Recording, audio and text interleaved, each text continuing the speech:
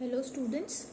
In the last lecture we have discussed about various types of locks, that is the binary locks and the shared exclusive lock. So now we will be starting with the concurrency control protocols. First we will study the two-phase locking protocol. In the next lecture we will cover the time stamping based locking protocol. So let's start with the two-phase locking protocol. This protocol first of all ensures serializability.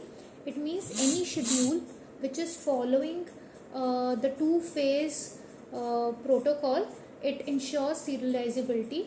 What are these two phases? The two phases a transaction can be in are the growing phase and the shrinking phase. A growing phase is a phase where a transaction can obtain new locks on items, but it cannot release any lock on any item. In the shrinking phase, a transaction, if one enters into the shrinking phase, then it cannot request any new lock on any data item, but it will release the obtained locks. So these are the two phases, growing phase and shrinking phase. Growing phase means where the locks are attained, and once a transaction enters into a shrinking phase, then it cannot request any new lock on any data item. It can only release the obtained locks. So let's start with this. This is what is written there. Let's see a schedule. Suppose this is a schedule S2. We are having two transactions here, T3 and T4. We are using the shared and exclusive locks. So let's start with this. Lock XB. What it means is that transaction T3 has acquired exclusive lock on data item B. It reads the value of data item B. It debits 50 from this and then it writes the value of data item B. Now, as you can see, the transaction T3 has attained the lock here. It means transaction T3 is in growing phase right now. Now, transaction T4, it requests a shared lock on data item A, which it will attain because transaction T3 has no lock on data item A till now. So transaction T4 will get a shared lock on data item A. It will read the value of data item A. Now transaction T4 has requested the shared lock on data item B. But this shared lock cannot be granted to data item B because transaction T3 is already holding an exclusive lock on data item B and it hasn't released any lock on data item B yet, right? So if transaction T3 is holding exclusive lock on B, transaction T4 has to wait for transaction T3 to release the lock. Right. Now,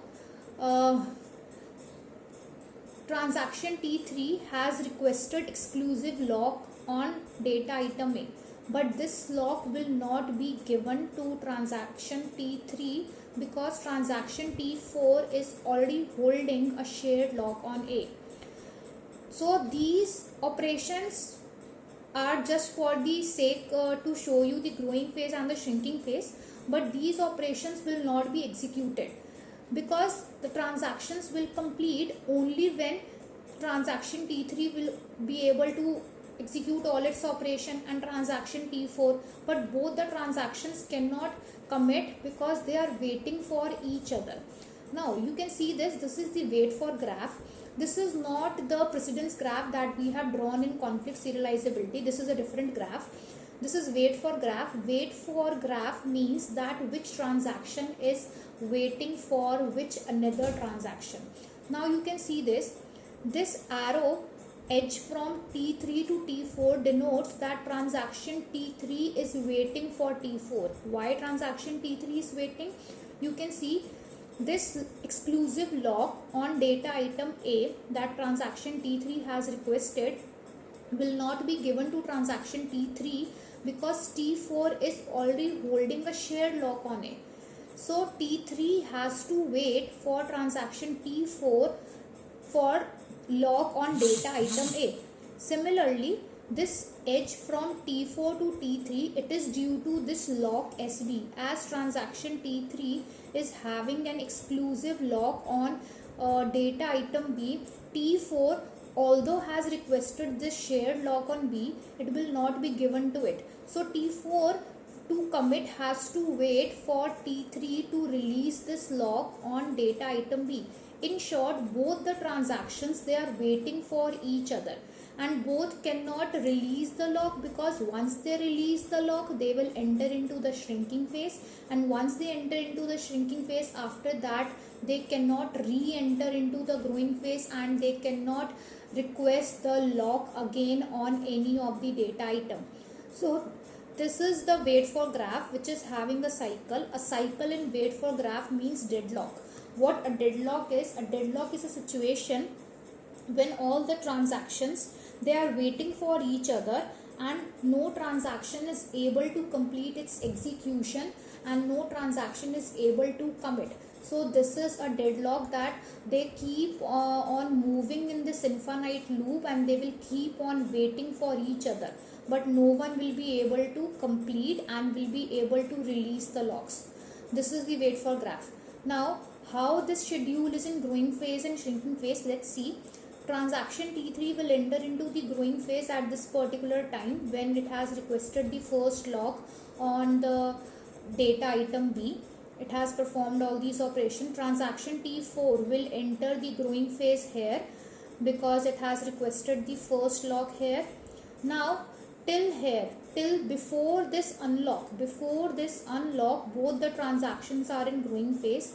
When the first unlock operation will be executed by the transaction T3 will enter into the shrinking phase, and once an unlock operation is performed by any of the transaction on any of the data item, that transaction cannot request for a new lock on any of the data item again, right? So here the transaction T3 will enter into the shrinking phase, and here transaction T4 will enter into the, just a minute,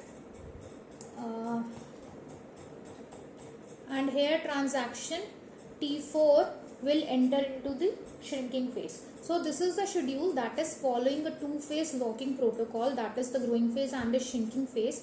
Every schedule that follows a two-phase locking protocol is serializable, but it faces the problem of deadlock and cascading rollback. Cascading rollback means when one transaction has to be rolled back due to another transaction. That's concept we have already started earlier.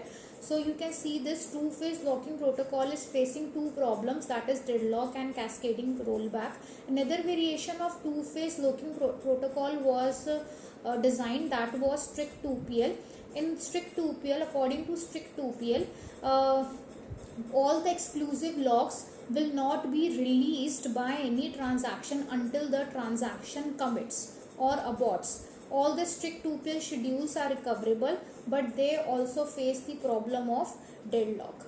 So this was about the two-phase locking protocol, where a transaction can work in two different phases, that is the growing phase and the shrinking phase. In the next video lecture, we will be covering the next type of protocol, that is timestamp based protocol. Thank you, class.